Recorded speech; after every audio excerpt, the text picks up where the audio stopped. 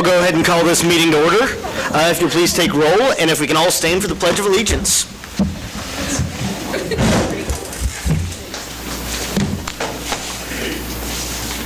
I pledge allegiance to the flag of the United States of America and to the republic for which it stands, one nation, under God, indivisible, with liberty and justice for all. Has the council had time to review the agenda? Make a motion that we approve the agenda. I'll second. There is a motion and a second. All those in favor, please show a voting sign. Opposed? Motion passes. Public comments. Persons wishing to address the council regarding items on the agenda may do so as that agenda item is called. Persons who wish to address the city council regarding items not on the agenda and that are under the jurisdiction of the city may do so at this time when called upon by the mayor. Comments on personnel matters, matters pending in the courts, and with other outside tribunals are not permitted. Speakers are limited to 3 minutes. Any presentation is for information only. No action will be taken. Any speakers?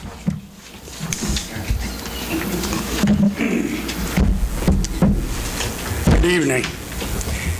First, I'd like to clarify a statement I made at the last meeting, which when I referred to going back to the mayor-council form of government, I didn't explain that I meant where the council and the mayor are now in charge of the personnel, as you used to be. So let that be clear. Secondly, I was pleasantly surprised by receiving copies of the financial reports that you receive, and I only have a couple of problems with them. The time it takes to generate one is pretty long, and I can understand it, but what I don't understand, Sid, is why are you doing it in thirds? No other reports, none, are generated in third financial statements. Your quarterly reports are exactly what they say. That's when you balance the books. I got them both in here, and I can't verify Sid's statistics through using the quarterly reports, which are the published reports, the official reports. So, kudos that he's doing it, but you got to be able to correlate it to facts before you can prove it's there. Other than that, thank you. Thank you.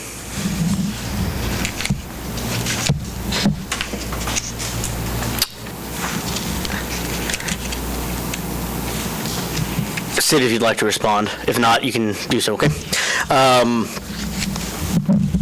At this time, we'll move on to the consent agenda.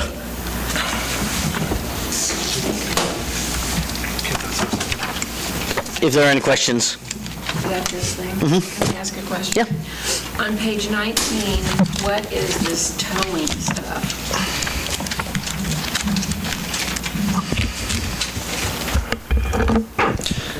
One would be related to probably a police impoundment of a vehicle.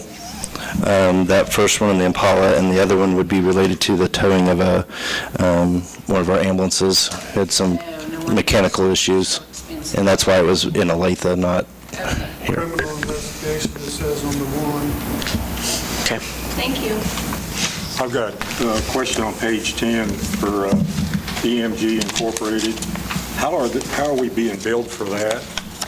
Is it by the hour, and it seemed like it's split evenly between electric, which is 47, and gas, which is 45. And this is a monthly bill, but it varies. January was $2,050, February $2,300, in March it was $1,660, April $1,960, May $2,897, and then this month for almost $3,500. Now what, is it an hourly charge? Is it a what? I'm just curious.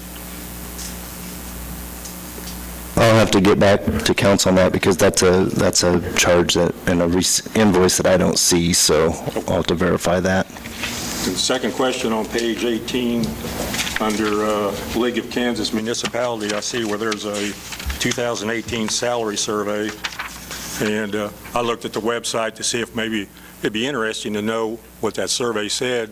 Well, it was going to cost me $35 to do it, but they said that we got a free copy for the city. Are we going to be able to see that for budget time, or? I guess I'll have to look at exactly what that is. I mean, we probably have a copy of that, but I haven't looked at that. Okay. I'm not sure who downloaded that. That's all I got.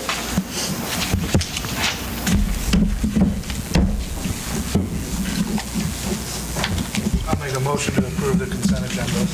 I'll second that. Motion is made and seconded to approve the consent agenda. All those in favor, please show voting sign. Opposed? Motion passes. New business, rec building. Mr. Mayor, members of council, at the April 22nd meeting, council approved 2 bids to renovate the flooring at the recreation building. Epoxy coating specialist was approved to apply an epoxy coating on most of the floor space, while Sport Court Kansas City was approved for the gymnasium floor. A project kickoff meeting was conducted and moisture testing was performed on the concrete flooring in the building. After reviewing that moisture testing results, and we did observe when we were having the heavy rains in late May, we observed some joint moisture. We contacted SJCF and ECS, the epoxy contractor, and they reevaluated the proposed epoxy product and project approach, and staff is here tonight to kind of seek approval to modify the contract for the epoxy portion of the flooring project. Just for clarification for council's perspective, this recommendation by staff is based on returning that facility to its previous use level of service, and basically a recreation facility that has a gym floor that is used for volleyball and basketball and other activities. Corey is here. He's kind of been taking the lead on this, and Darren Augustine from SJCF is here. If there's any questions, and I'll let Corey kind of clarify a little bit on the contract modification. Sure. As Sid explained, after we approved the contracts a couple months back, we had that flood event. We kind of reevaluated. We actually have the contract signed on the epoxy and on the sport court. However, with the flooring and the joint we saw, as well as the moisture testing that was required for that original epoxy, it's way on the upper limits, and they will not warranty that thinner epoxy on that floor. So they came back to us with basically a half-inch concrete type epoxy. It's got a name, and Darren can probably rattle it off better than I can, but basically it's a half-inch thick epoxy that would be pretty much elevation even with our sport court floor, so we wouldn't have a transition like we were talking originally, dropping down yay much. And they will warranty it for unlimited moisture on that thicker epoxy. So based on that, they gave us a proposal for an additional $17,665 to do that epoxy, that thicker epoxy, to be able to warranty it for unlimited moisture. Does that include, does that include water coming from the bottom as well as from, let's say, the top or through a door? Or okay. How long is the warranty? How long is the warranty? I cannot recall if it's 8 or 10 years. Okay. I'm not 100% sure. Now, is this just going to be in the gymnasium area, or is it going to be throughout the whole building now? This picture actually depicts it pretty well, Gene. So the brown in this logo is basically the sport court with the thin black matting underneath it. The green here is the epoxy with the flake, the metal flake or whatever you call it in it. I've got a sample of it over there. And then these brown areas for these three are just a flat epoxy, one color basically in the kitchen and the thicker material. Right. And it'd have like an orange peel feel to it for like bathrooms. So everything you see in here, plus these two, is all Now, epoxy. keep in mind, you won't have anything underneath the gym floor. It'll be just concrete under the gym floor. So we're not spending the money on that. What do you do, just mop it up? Right. So you'd never have to worry about what we've been going through for these last months? I mean, you're still going to have to, Brown up, The Do brown what? comes the up. brown will have to come up. yeah, so let me But grab that's that. like a puzzle piece, right? Right. And they can just pop all that up when they know something's going to happen. And if it's timely enough, they can even get the rubber mat up. Is that correct? Okay. There's the sample, Nancy. Yeah, I remember, yeah. It just is like a puzzle piece that, So, and that's the color of the epoxy that we're looking at to try and match that building. So rubber mat, the estimated cost roughly is $2,000 that we would have be out if we flooded, even if we didn't have time to take it down. We have $2,000 in the mat. So essentially we go in there and still take. coming in under what we Oh, got yeah, from by insurance. far. And how fast will this actually happen? I mean, we've been out of Right. our rec building So- for a long So right time. now, since we've kind of had to hold up, their schedule was they would have been in here and been done by now. We're going to wait till after the fair. We're going to try and get, I think they told me the first part of August, first week or two in August is when they would try and get in here to do this. So are you going to let them use the building as is on the That concrete? is the plan, to Okay. use the gymnasium only and the south bathrooms, because we have all the toilets and partitions taken out of the north ones. Okay. The south bathrooms are still good, but the intent is to let them, the 4-H people set up in everything except for the little theater and those side I bathrooms. guess So my hope is that there's not any more delays to this, and if Right. there's something that we can do that's Well- quicker, let's do it, but otherwise, I think we need to get this I taken care of. think we're okay as far as time goes. It actually worked out better for the contractor with the epoxy anyhow, wanting to start in August. So, I mean, I feel comfortable that we'll get started that first week in August, and plus it needs to be dry when they put this down. So August is a good time to put that down in the gym. Well, hopefully. I got a question, Corey. Yes, sir. Okay, you said where the floor is going to be laid, it's going to be laid right on the concrete, The gym floor. okay? What are they're saying that there is moisture in the seams.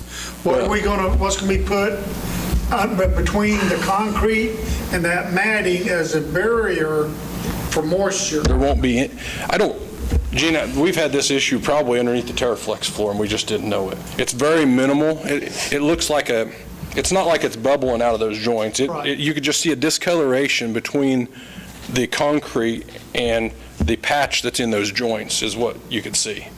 So, I mean, I don't foresee you having a moisture issue unless we have a big flood event coming up underneath this floor. But at that point in time, you can get that up Right. at a time. That's the nice part about the flexibility of this piece. So- It gives you that I time. guess from my opinion is I don't think we really have a better solution for a rec building, and rec buildings are expensive between, 10 and $5 to $10 million, and it's going to take us years to come up with those plans. Ron? So the grayish, greenish, that's what you plan to Yes, epoxy? sir. Yeah, everything that's, this kind of brownish and then this kind of. We'll do the little theater. We won't have any carpet in the building like we used to. It'll be all epoxy. So what is the difference now? Why was this not included in the bid? Well, if you remember right, Ron, they bid an alternate, or they bid a bidder's alternate that was a product that was thinner they thought would work in our building for cost savings for us. But they also knew that we had that 25,000 roughly in there for a moisture barrier if they had to, if those samples of that moisture come up high, which the concrete obviously has moisture in it, and I figured we'd spend that anyhow, but it's on the very upper limits of that. So that's why they went with this thicker product, and this is actually pretty close to the original, our original spec Yes, sir. that we spec'd. Actually, what they're doing is actually a pretty good deal for you guys, the way that they've made this work out. And one of the reasons it wasn't in there is because, again, they had to.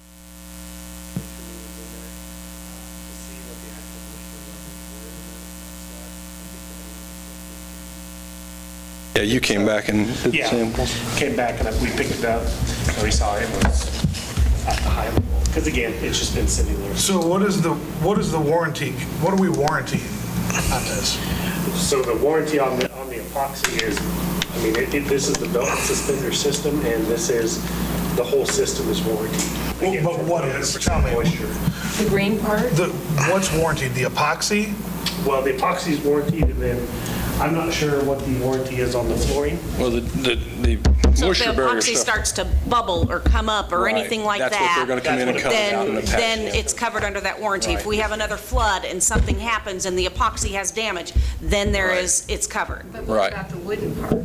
Do what? It's not wood. No, this is It's injection What about molded that? plastic. If you don't get it out, You basically go in, wash it off, and that's That could be underwater, sanitize it. And it's not going to hurt anything. Berkeley actually took one of these and stuck it in a tub for about 2 weeks, and it didn't do anything, because he was, right, If it were to flood again and you couldn't get it out ahead of time, this would be the piece. right. Those are in, what, 6-foot Well, sections? it'd be a or roll. I don't- roll? I'm But not it's sure. not all one big roll, is it? No. Okay, It's manageable But, rolls. and I did, just to make sure, I wanted to make sure that insurance-wise, if we had a claim, I did call Debbie Tacklet at Iola Insurance, because, if you have a homeowner's claim over and over again, what do? They cancel you or they move you on. Now, I asked her, I said, we're required to have FEMA flood insurance. I said, is there a chance they cancel this if we have it? And she goes, I've never seen it, and I don't believe, because you have to have it because of the money that we got after the '07 flood. So I can't see it happening. And I can tell you that we've roughly spent around $1,500 in the building now, just painting and doing general things, upgrading, getting the sewer pump fixed that was in the basement that flooded. So the city staff's done all that internally. So we'll have to go back in and reset the toilets and the partitions afterwards. But so basically, this project would increase our cost on the epoxy piece to that $120,000 total for the epoxy. Then we're talking, let's see, find my notes here. For a total project, it'd be 172 because it's 937. That's with the 52,937 for the gym floor. Is there no warranty with the other epoxy? Not for that. Not with the moisture content. Not with the moisture content that came back from those samples that we did. They would warranty the thinner. We do have some ADA concerns with that thinner stuff as well, Ron, as far as the transitions to that gym floor, with this being roughly a ½ inch.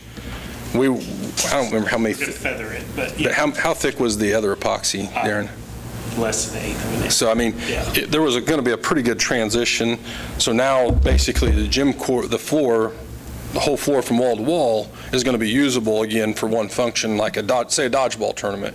That wouldn't have been, they'd had to confine it to the width of the court instead. Now they can go wall to wall again because it's going to be pretty much a zero transition, some kind of a flat eye joint or whatever you want to call it. No, Yes. should not be. Mr. Walden, did you have a comment? Please come up to the mic. I'm slightly confused, sir. You started out talking about the basketball floor, now we're talking about the whole floor. And were other contractors allowed to resubmit after this $17,000 that he's added to We are this? under contract with ECS. That's why we're negotiating with that contractor, that we have a contract. Had two contracts. We do. We have a contract on the gym floor, Larry, and we have a contract on the epoxy itself, separate. Separate entities, we allowed 2 bid tabs on those 2 items because epoxy people don't do the gym floor, and the gym floor people aren't going to do the epoxy. If you can figure that out, you let me know. Questions? so the money we save, the 130,000 left over, does that just go in the rec budget, or how does that? We have that right now in a CIP fund for the rec and parks and trails. We kind of talked about starting one of those, and when we got this payment, we thought that was a good place to put that. And We then do have some desks and stuff still to buy that we just haven't done because there's no reason to buy them and find a place to store them until the building's done. So there is some office furniture that was damaged in the flood that have to be purchased through this. I just as soon see us get this fixed and get it fixed where hopefully it will last and it is covered under warranty, because at this point, we've got a building sitting there that nothing can happen in, Right. and we need to get it to where our community can use that building again. So based on that, I will make the motion based on completely restoring the recreation community building to its previous use prior to the flood. Staff recommends to approve the proposed revisions to the bid from epoxy coating specialist in the amount of $17,665 for a total project cost of $120,000 for the epoxy flooring in the building, and authorize staff to execute the necessary documents. I'll second it. There is a motion and a second. All those in favor, please show a voting sign. Was that a yes? Opposed? Motion passes.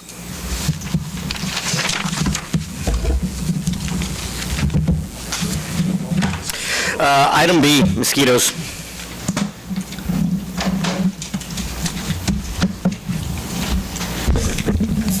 Mr. Mayor, members of council, mosquito spraying was eliminated during the 2019 budget process. With the wet spring, there's been a lot of concern about mosquitoes and the lack of the spraying activities. And staff has checked into the availability of the mosquito mist, which is the chemical that we use in the fogger. It is available.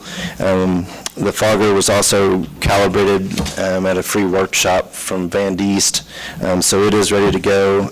Estimated cost to spray, and I just put that through the week of September 30th, which I think is roughly 15 weeks, is $12,225, and that includes kind of the minimum cost that we would expect with chemical and overtime.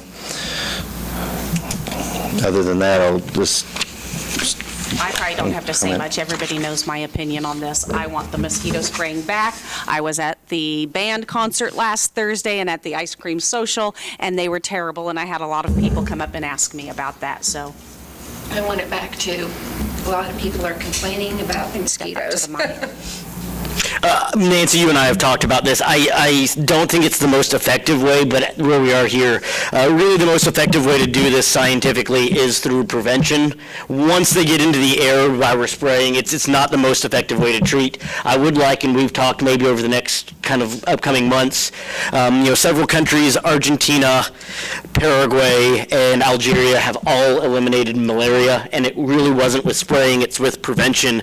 And I agree with that, and I think that the project that some of the Boy Scouts did last year with the bat houses is great. We put a bat house up in our backyard. We've got purple martin houses because they do eat those, but we also have a lot of standing and stagnant water. And I think that's something, you and I can work on in the upcoming months, particularly some of those ponds. It would be probably much more effective for the dollars to put fountains in them, and do some education about pouring out tires and bird baths. I'd love to see the Boy Scouts or some group take on that project of making bat houses and selling them around town. I mean, I really don't like flying things, but if they eat mosquitoes, I'm okay with it. Danny, what are you thinking? I've been approached about it too. A lot of people would like to have it back. I'm kind of on the fence about this. I would like to discover another method to try to do away with these guys, to try to prevent it. But at the same time, we did this because we were cutting costs, and now we're kind of letting that back in. So I don't know.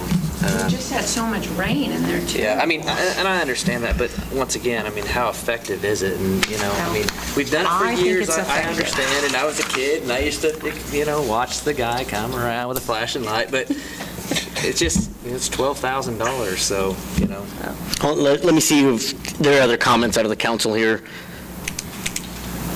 Well, I've had, I was one of the ones who pushed for this to be eliminated out last year's budget.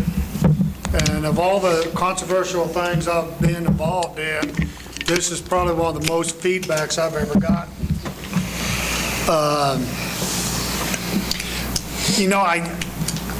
I think a lot of it, yes, I understand there's stagnant water around. We've had hellacious rains, but I've been out and about, and I haven't noticed them as bad. I've been out to the Elks Lake for the last week and a half when it's not raining and haven't noticed no problems. I wonder if it's, more of a psychological thing that people feel that, we're not spraying, so the mosquitoes are just blossoming now. I mean, I'm like Danny, I'm on the fence on this right now because, I mean, there's no proof that this really works other than if it gets directly onto the mosquitoes is the only way that I've been told that it really kills them. And that's what I got to say. Did you have a comment, man? Yeah, I'm waiting. I'm letting the council have theirs, and then you can address the council now, please. I usually let the council kind of have their say. This is not my cup of tea, so bear with me, but we've been very grateful not to have the spray going on in town this summer, and I'm not the only one who's commented about how great it is to be able to be outside and not have to listen for the sprayer and run in and get the kids all in and be at the concert. I know you commented, I haven't seen a mosquito, and I've been to all of them, but maybe they don't like me. In the north part of town, I really don't think there's that much standing water. I understand that there is in some of the south part where... There is quite a bit in the north part of town also, up on North Walnut, there by the old nursing home, right next to Bob Walden's house, so there is... I don't know that. I just know I've seen one mosquito around when I was out, and we're out mowing the yard, 6.5 acres of it, every week. So even when it was after the rain and it was muddy and we had to pick where we could mow, but I wasn't bothered by the mosquitoes. But I just wanted to say that there are some of us who think it's pretty neat not to have the poison going on. And so whatever you decide. Thank you very much for your comments. Thank you, Ms. Miller. Thank you. Not a scientist, but mosquitoes basically breed and lay their eggs in stagnant water. Now, to answer Gene's question, the reason you haven't seen them, we haven't had any stagnant water. Every puddle has flowed through. Coon Creek, how many times has it flushed? So, absolutely, so there's no buildup of mosquito larvae. It's flushed into the river. And all your creeks and everything out in the field, once the water's gone, mosquitoes aren't going to survive. Not in the field, dry field. Second thing is, gentlemen, I know, and ladies, I'm sorry. I know you touted your cutting the mosquito spraying as a big budget cut. It represents less than 0.001 of your expenditures. If you think you need to do it, do it. You just gave away $17,000 on a decision about flooring that none of us comprehend, and yet you're worried about $12,000. Makes no sense to me.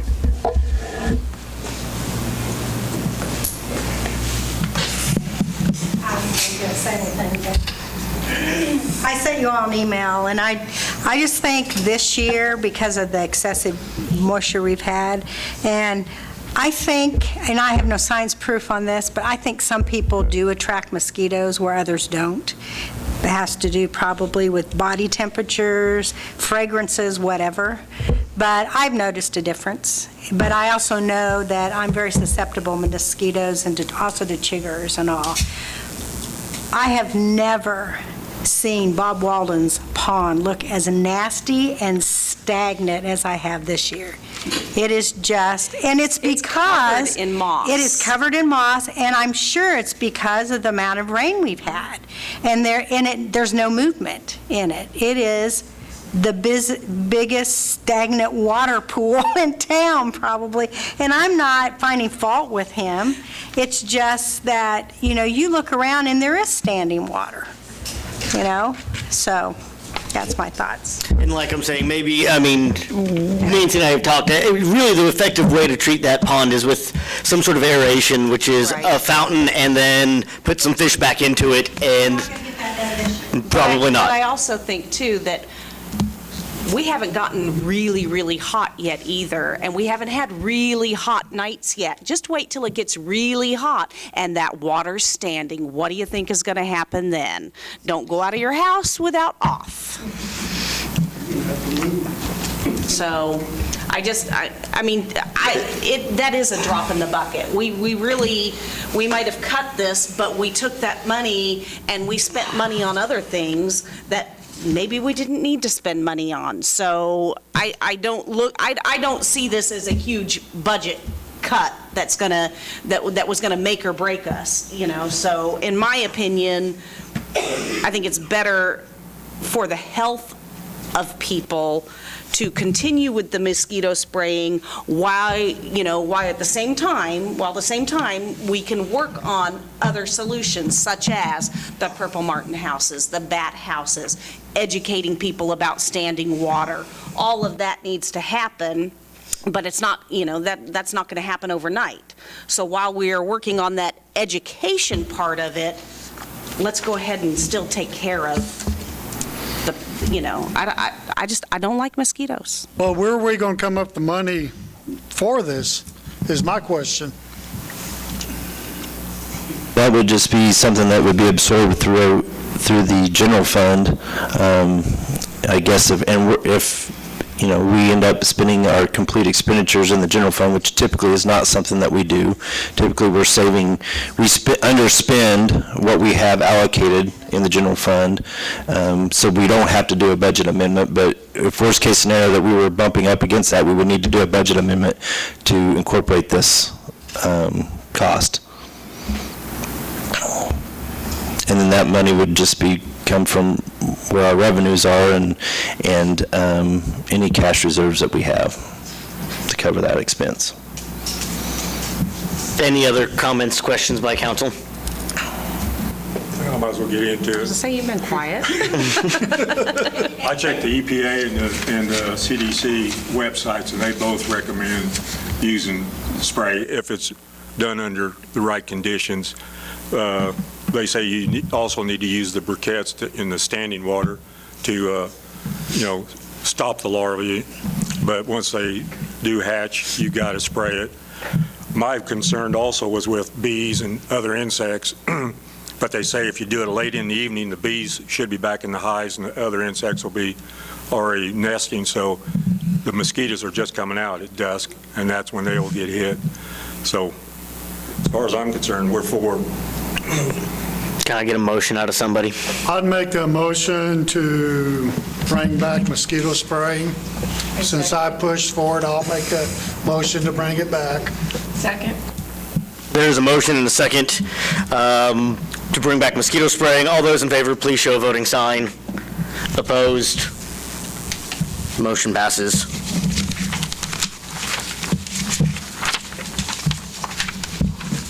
I would like to note, though, roughly 26,000 is roughly 1 mil.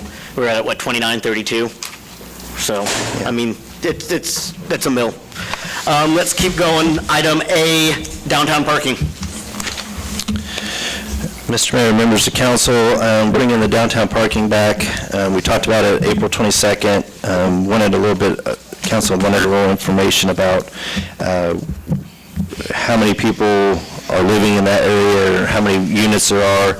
We did a quick survey of kind of the properties that we knew had living quarters above them that faced the square. So if it was on a corner of the square, we didn't do that. We just did what was facing the square. 7 total properties, included 7 what I would call short, long-term stay units, and then 22 more residential units. Other than that, again, this has been a long-established parking. Primarily, it helps with street sweeping and street maintenance, and also kind of met the need of the merchants at the time to limit the parking in front of their facilities. So basically waiting for council feedback, and if there's direction on some sort of ordinance change that they would like to see done so that parking regulations can be modified, we can do that. Since we talked about this at the last meet or a while back, I've been going around between 5:30 and 7 o'clock 2 to 3 times a week of a morning, and I've seen an average of 13 cars parked on the side streets of a morning. And that's East Street, South Street, and a few right there on Jefferson. Now, I don't know if these are related to people living upstairs or what, but it averages about 13 cars a day that I've been seeing up there. This largely came from the new lofts, and, with the money that they put in, I do think that there should be some accommodations. I'd like to kind of propose, so that we're all talking maybe in the same concrete plane here, and see what the council thinks. What if we went south of both West and East Streets, so the bottom half of the square, the inside part of the square, just between 54 and East and West on the inside. Right now, it's no time limit except parking overnight. What if we just got rid of that and turned it into 24-hour? Just between West and East, south to 54. It's basically across from Thrive and across from the Allen County Historical Society. 24-hour, it would meet some of those needs that we've been asked to by businesses, particularly the new residentials. And it really wouldn't, I don't think, affect the street sweeping, particularly the ice removal or snow removal, because it wouldn't affect 54 at all. Can you say that again, so south of East and West Streets to 54, only the inside of the square, only the blue lines would change to 24-hour. Just on Jefferson and Washington? Yes. Okay. And just that south portion. But not on Madison. But not on Madison. And that would be, and it may even be actually a little bit farther south, depending on that parking for the courthouse. Right. So if there's any 30 minutes in there, not those, but just kind of south of those. Really, I'm thinking across the street from the Historical Society and across the street from where Thrive and those build and the Pocket Park are. No, just the inside. Not in front of Audacious? No, not in front of the buildings. So if you're looking at this little map here, it would only be those blue areas, and those would change to 24 hours. South in the middle of the square, the sidewalk to Where the market is now, and I thought about it, and somebody asked, what about the market parking? And I'm like, it still has the same problem right now to get people off of there during the market hours, and so it really would only affect the overnight hours from 2 to 6.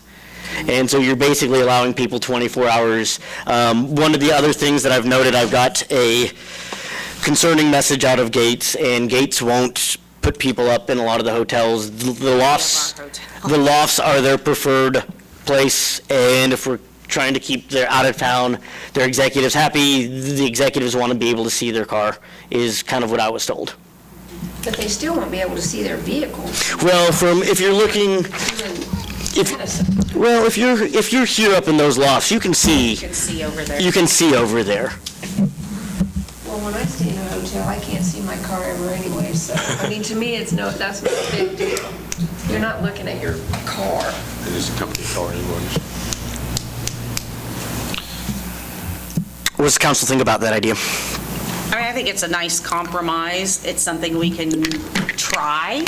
If it doesn't work, we can always say, we tried it, we didn't like it.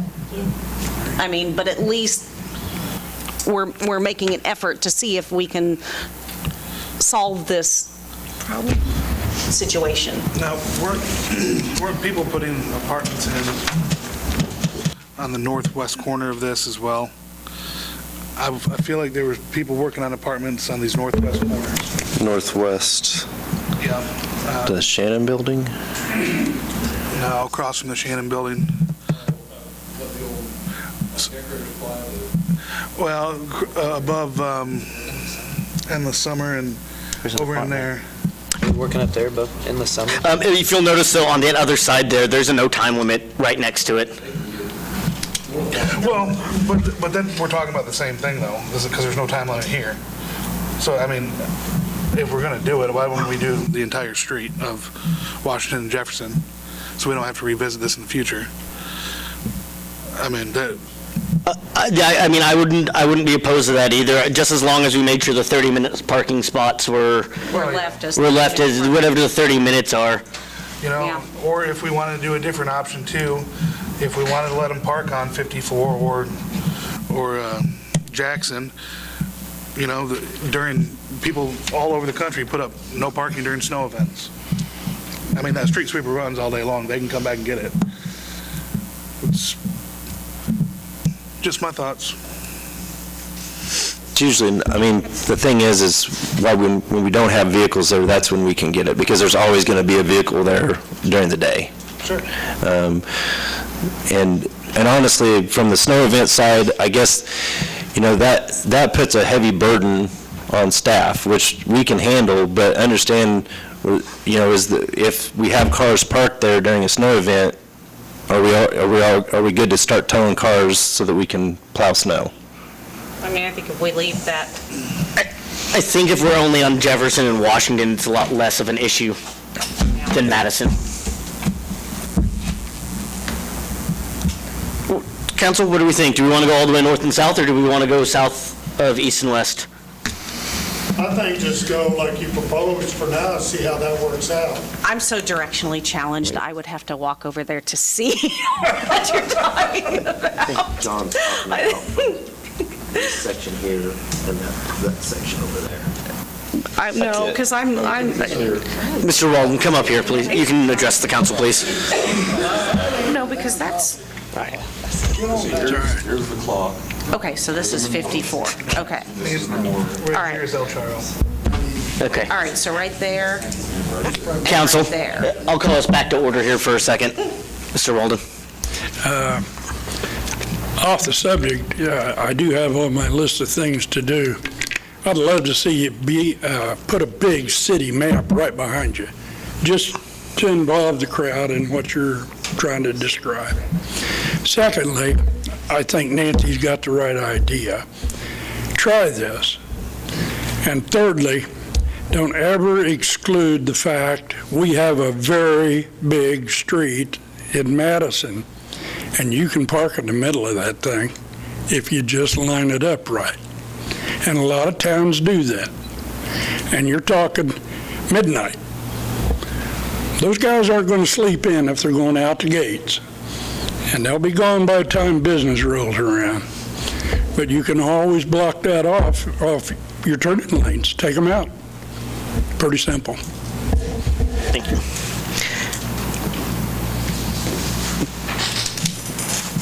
Mark. I'm good with trying Okay. your proposal. Yeah, I'm good with that, too. I think Danny. that shows, we're trying. We can give it a try. If it doesn't work, I don't mind trying it. I'm kind of for the inside of the whole thing. It's pretty big. Back to how many times did we remove snow? Do you have this? This last year, I think we may have spread salt and chips 6 or 7 times this last year, but I think we removed snow/sleet that one time 2 different times this last year. I would be for keeping it simple, but that's my opinion, so. May I ask you to speak in your voice? Yeah. Sorry. Normally I can hear you, but not hear you. I apologize. Sid, do you have enough of a direction here? Would you like some more direction? Well, I guess I feel like we're kind of between doing the half block on the inside of the square or the full, and I just need the clarification on which we want to try first. Draw a poll. I'm full. Full block? Who's the full blocks? Just kind of like give him a makes no nod. difference to me. Just those on the inside of the square like that, not on 54. I'd rather do the full just so we don't have to revisit in the future. I'd rather do the half of it. I could go either way. This is tough. I guess I'm the oddball out of this situation. Why don't we write this up as the full? I mean, chances are you're not going to have that full block No. filled up in there, so. Hey, if it doesn't work. I would like to note that we should probably make it 24-hour parking though, or something. Just people can't abandon a car there, or whatever. That I know 24 hours is hard to enforce, it's all hard to enforce, but at the same time, if we see a car that's been sitting there for a week and hasn't moved, you can at least say this is abandoned property here. Mac's not here anymore to chalk line them. Okay. The orange and the yellow is 2-hour parking, but how often is that enforced? Is that only when we get a complaint? It depends. That's a good question. Probably. I mean, a lot of that parking around the square isn't enforced until we start getting complaints, just because there's a lot of other priorities that we have that we're trying to take care of. But when we get complaints, then we start going around, and usually I think they try to do a round or two of kind of warnings, but then people, if they don't take the warnings, they... We used to have a Cushman, the guy run around in it, park tires. Mr. Wallace? So I just want to verify, we're talking along Jefferson and Washington on the inside of the square, 24-hour time limit. Unless otherwise marked by the 30-minute time limits or... Jackson to Madison, right? Yes. Unless otherwise marked by the 30 minutes, time limits, etc. Sure. I know you're trying to settle this. You know, I'm at the Historical Society every day. I don't care where you park, but I'm telling you, by 7:30 in the morning on court day, that inside is full.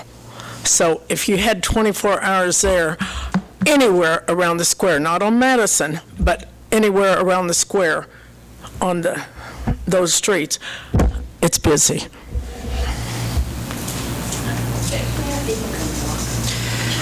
I think we've got the direction for administration here, yeah? You feel comfortable? Okay.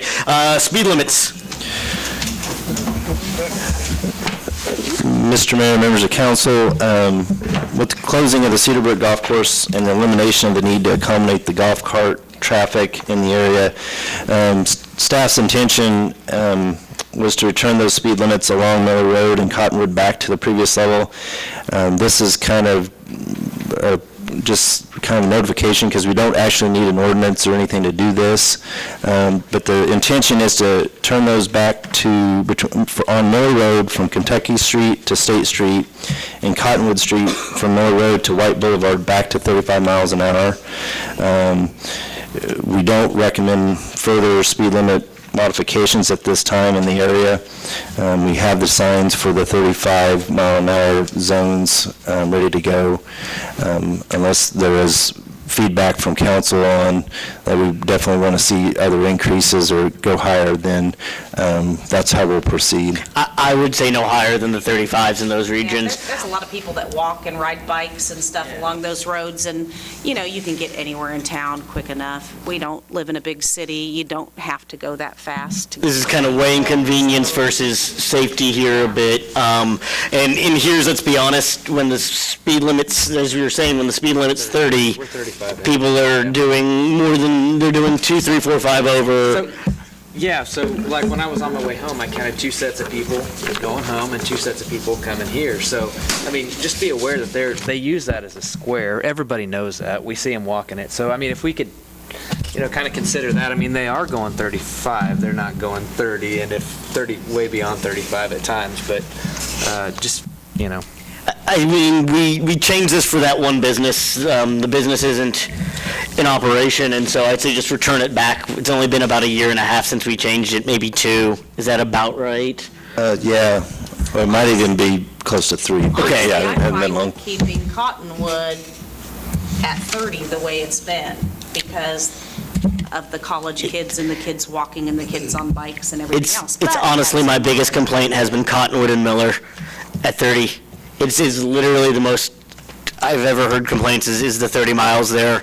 I get somebody at work talks to me, whether it's a student or a staff member or faculty member, every single day. Every day. So I would be in favor of bringing them all back to 30. Return back to the way it was. Yeah. We no longer need the golf carts. Are we okay with this as a council? Yeah. Nancy brings up the fact of people walking, especially the college students. Is there something that could be done right there around where the duplexes are to mark maybe crosswalks or something, so that way college students have appropriate places to cross, instead of, most times I've encountered them and I'm leaving work from right there and they're just walking, jaywalking, and there's no real place for them to go other than to walk backwards towards Miller. Okay, we'll explore that one. That's a good idea. Okay, we good? I see the students leaving White Boulevard, just cut across anywhere through there. Yeah, they do. You see they have a crosswalk. Well, you'll put the crosswalk up and they're going to go anywhere. But then at Yeah. least With crosswalks really we've done our due diligence. make a difference. No, we can figure that out. We can come back to that one.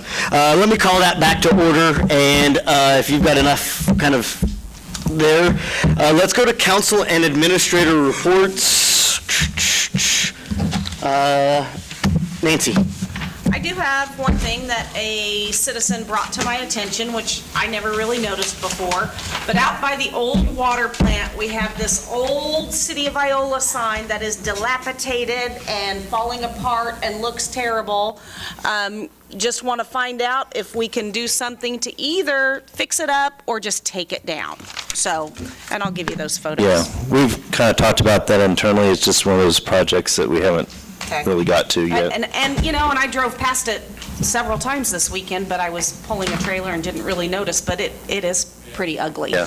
So, so if we can get, because the grass looks so nice, it's nicely mowed, everything looks great, but then there's this ugly sign. So, all right, thank you, that's it. Nothing. Gene. Just want to wish everybody a happy 4th of July. That's will be coming up, and be safe. And remind the council that I'll be gone the next council meeting on vacation. Okay. That's all I have. Thank you. Nothing.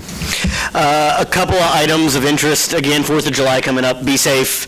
The Elks are still shooting their fireworks. They're moving the fishing derby to a different day. They will reschedule that one. I think they're planning to open the lake at noon, is what they've said. 2 on July 5th, starting at, what time does that event start, Donna? The 35 Funstons, the Funstons. Oh, at 10:30, I've still got my mind in school. 10:30,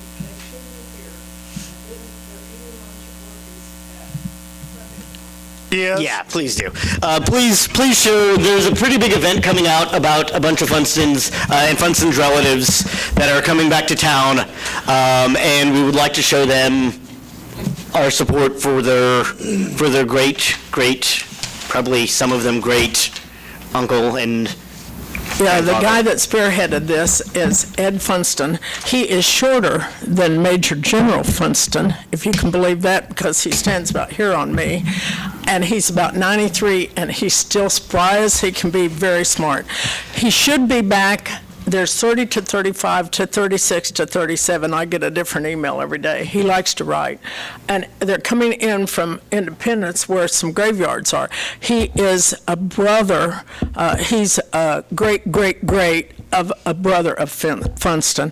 And they're going to tour our buildings, and then they're going to eat at Rookie's. And we haven't decided on the menu yet. We're still working on that. I'm trying to carry something concrete. And then literally, we're going to have cake, and I think that's where they're wanting you to speak to them some. John's just done his doctorate on Funston, and it's kind of a different take on Funston than what you normally read. So it's going to be a full day. I think I'm going to be in Wichita to the fireworks and be gone, but I won't miss it because that young man likes to flirt. So the point here is if you're here on the 5th and you see kind of a roving tour, be very thankful for them. This is kind of a neat thing going on in our town. So lastly, fireworks. Remember, pick up your trash from the parking lots or wherever you're shooting them, to be respectful. A lot of your neighbors probably have young little ones that are asleep. Like, don't wake people's babies up. That's a good way to get. That is a good way to get a angry neighbor. So, Ron. I did have a couple things. Have you spoken with Kent and Susan Thompson about the lot next to Denny's Sports Club? No, not yet. We're kind of working on trying to get a plan of what we would utilize that lot for. They haven't contacted me directly saying that want to visit about it. I've heard through the grapevine that they're interested in donating that to us, but I kind of wanted to make sure to see if we have a use for it and bring that all kind of to council at the same time. I know that they're looking to get rid of it. They don't care if it goes to the county or to the city. So, we can utilize that for, her suggestion was that for parking the trailers, the bathroom trailers on for Farm City Days or things like that. And that's what we're exploring, but whether who's doing that. Sure. I was curious, what did you guys do today for team building exercises? Today, we didn't have any activities scheduled. Because when we decided that, I guess when you decided that you were going to close down city offices from 8 to 8:30 and 4:30 to 5, it was for team building exercises. And I've gotten 3 phone calls in this last week about people that didn't know that it was closed, and they're upset about it. So if we're not doing team building exercises, what are we doing? That is not all City Hall. It is just the utility office that was closed from 8 to 8:30 and 4:30 to 5. And that was done in part at times to do team building exercises, but also to give them time just to communicate with one another without customers constantly being in that office. And it's been that way for over a year, I think. So I guess we haven't had, I know when it first happened, we put notices up and we had a few people come in and question that, but we really haven't had any comments or concerns about that since that time. And where are we at with the generator purchases? Are those on track to be here? Legal has finally worked through all the language on that. It took a while to work with High Plains Power Systems legal team to make sure the language met what we wanted as far as some of the liability and the risk for the project. And my understanding that has been finalized. I have not seen the final draft of that. I'm hoping to have that this week, though. That's all I have. I'm wondering if next year there would be interest in having an ordinance to cut down the number of days that we shoot off fireworks. It's 8 days, and that seems to me like a lot of days to shoot fireworks.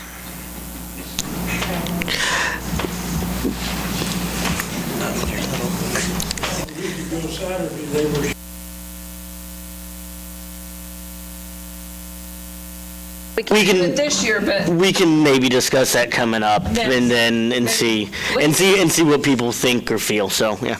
Is that anything else? Sid? I have nothing else tonight. I would like to make a motion that we adjourn for the evening. I'll second it. Motion is made and seconded. All those in favor, please show voting sign. Opposed, same sign. Motion passes. And voted no.